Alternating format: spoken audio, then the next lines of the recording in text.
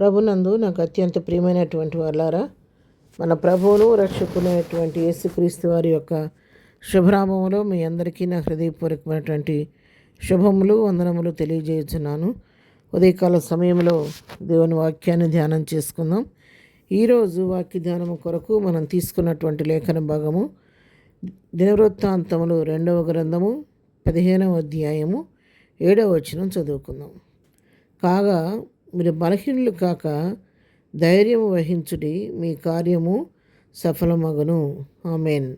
ఇక్కడ ఈ వాక్య భాగాన్ని మనం గమనించినట్లయితే, మీరు బలహీనులు అవ్వద్దు, బలహీన పడిపోకుండా ధైర్యంతో నిలబడండి.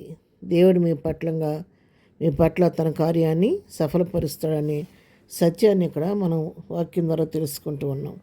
అవును, ఇక్కడ 3 విషయాలు మనం గమనిస్తూ ఉన్నాము. ఒకటి, బలహీనం పడకూడదు. ఏ పరిస్థితికి కూడా మనం బలహీనం పడకుండా ధైర్యంగా ఉండాలి. అది మానసికమైన పరిస్థితి అయినా, శారీరకమైన రుగ్మత అయినా, మరి ఇంకే పరిస్థితి అయినా సరే, మనం ఊహించిన సంఘటనలు కొన్నిసార్లు మన జీవితంలో మరి జరిగినప్పటికి కూడా మరి విన్న వెంటనే కొన్నిసార్లు మనం బలహీన పడిపోతాం, కుంగిపోతూ ఉంటాం. కానీ బలహీన పడకుండా మొట్టమొదటిగా చేయవలసిన పని బలహీన పడకూడదు. అసలు అది ఏంటనే దాని గురించి నిదానంగా విని ఆలోచించాలి దాని గురించి. రెండవది, ధైర్యం వహించాలి. ఆ వచ్చిన సమస్యను బట్టి కుంగిపోయి దిగజారిపోయి బలహీన పడిపోవటం కాదు, కానీ కొంచెం సేపు మన మనసును మనం నిబ్బరపరుచుకొని దాని గురించి ధైర్యం తెచ్చుకోవాలి. ధైర్యం తెచ్చుకొని, ఓహో, ఈ సమస్య వచ్చిందా, దీని నుంచి మనం ఎట్లా బయటపడాలి, ఏ విధంగా దీని నుంచి బయటపడగలుగుతాము అని ఆలోచించాలి. ఆ కోణంలో పాజిటివ్గా ఆలోచించాలి, కానీ సమస్తం కోల్పోయినట్టుగా నెగిటివ్గా ఎప్పుడు కూడా ఆలోచించకూడదు. మూడవదిగా చేయాల్సింది ఏంటంటే, దేవుని మీద ఆధారపడి ఈ పరిస్థితి నా జీవితంలో వచ్చింది ప్రభువా, ఈ పరిస్థితి నుంచి తప్పించగలవాడు నీ ఒక్కడవే, నీవే నా అండా కొండ ఆశ్రయదుర్గం కాబట్టి ఇదిగో నా భారమంతా నీపైనే మోపుతున్నాను. నువ్వు నా పక్షంగా ఉండి నా పట్ల ఈ కార్యం జరిగించి నన్ను ధైర్యపరిచి నా పట్ల నీ కార్యం జరిగించమని ప్రభు సహాయం వేడుకుంటే అప్పుడు దేవుడు మన యొక్క కార్యాన్ని ఆయన సఫలపరుస్తాడు. మరి అంతేకాని మరి ప్రభు వైపు చూడకుండా మనమే సొంత ఆలోచనలు చేసేసుకొని సొంత నిర్ణయాలు తీసుకొని ఇంకా అయిపోయింది నా పని అన్నట్టుగా మనం కురిగిపోయి దిగులు పడిపోయి బలహీన పడిపోవటం వలన ఏమీ జీవితంలో సాధించలేకపోతాం. అంతేకాకుండా అధైర్యపడిపోయినందువలన కూడా వచ్చేది మేలేమి లేదు. మనకు ధైర్యం తెచ్చుకోవాలి, ప్రభు పైన ఆధారపడటం నేర్చుకోవాలి. ఈ విధంగా వాక్యం చెప్తుంది, మీరు బలహీనలు కాకుండా ధైర్యం వహించండి, మీ కార్యం సఫలమవుద్దన్న. అవును, ఉదయకాలం వాక్యం వింటున్నాను ప్రియులారా. మీరు ఏ పరిస్థితిలో ఉండి దేవుని వాక్యం వింటున్నారో నాకు తెలియదు, కానీ మీకున్న పరిస్థితి ఏంటో నాకు చెప్పనవసరం లేదు. కానీ ప్రభువుకి దగ్గరికి వెళ్ళి ఆ పరిస్థితిని ప్రభువుకి అప్పగించండి. దాని గురించి బలహీనపడద్దు. మొట్టమొదటిగా మీ మనసును నిబ్బరపరచుకోండి, ధైర్యం తెచ్చుకొని ఇది నా వల్ల కాదు, కానీ నేను సేవిస్తున్న దేవుడు శక్తిమంతుడు కాబట్టి ఆయన చేయగలరని నమ్మండి.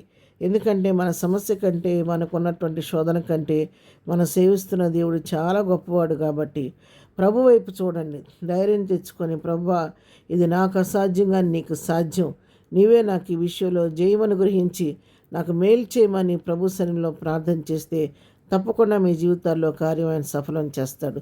ఏ కార్యం ఆగిపోయి ఏ కార్యం సఫలం కావట్లేదని ఇంతకాలంగా ఎదురు చూస్తూ నిరాశతో నిస్పృహతున్నారో నాకు తెలియదు, కానీ ఉదయకాలం ప్రభు నన్ను హెచ్చరిస్తుండగా ప్రభు వైపు చూడండి. ప్రభు, ఇదిగో నా వ్యాజ్యం నీకు అప్పగిస్తున్నాను, నీవే నా పట్ల ఈ కార్యం సఫలపరచమని ప్రభువుకి అప్పగిస్తే తప్పకుండా ప్రభు నీ జీవితంలో కార్యం సఫలం చేస్తాడు. ప్రార్థన చేసుకుందాం. ప్రేమగానే తండ్రి, పరిశుద్ధులను మా ప్రియ ప్రభా, నీ పరిశుద్ధ పాదమున వందనాలు.